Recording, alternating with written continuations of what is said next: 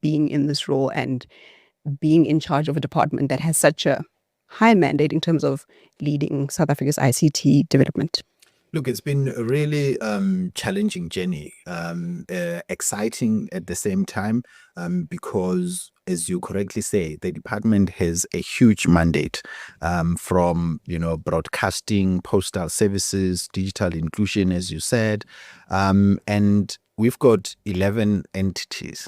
Right, which means that they all have their own boards. They each have their governance challenges at different scales. Performance differs.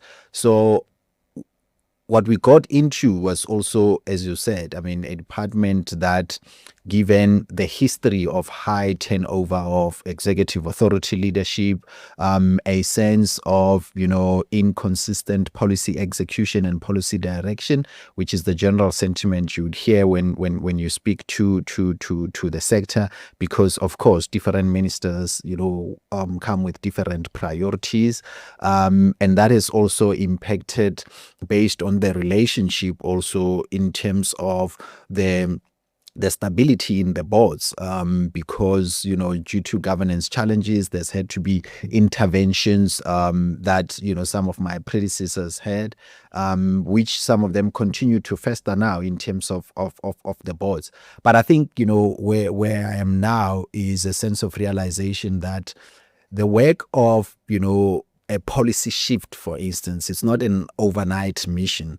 It's one that requires collaboration along the journey, and it's an arduous process, because our sector is constantly evolving, and our ICT policies, and in fact even the Electronic Communications Bill Act, which is the foundation of policies in our sector, was done almost 3 decades ago. Yeah.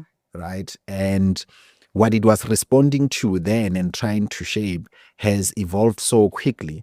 And it's a matter of now identifying the most pragmatic opportunities in terms of making sure that from a digital inclusion perspective, we try and leapfrog and get people connected, moving towards making sure that the cost to communicate, particularly in terms of the pricing of data, the pricing of smart devices, and the ease of connectivity for every South African, regardless of whether you are based here in Rivonia, or where I come from, which is a rural area, where large portions of it remain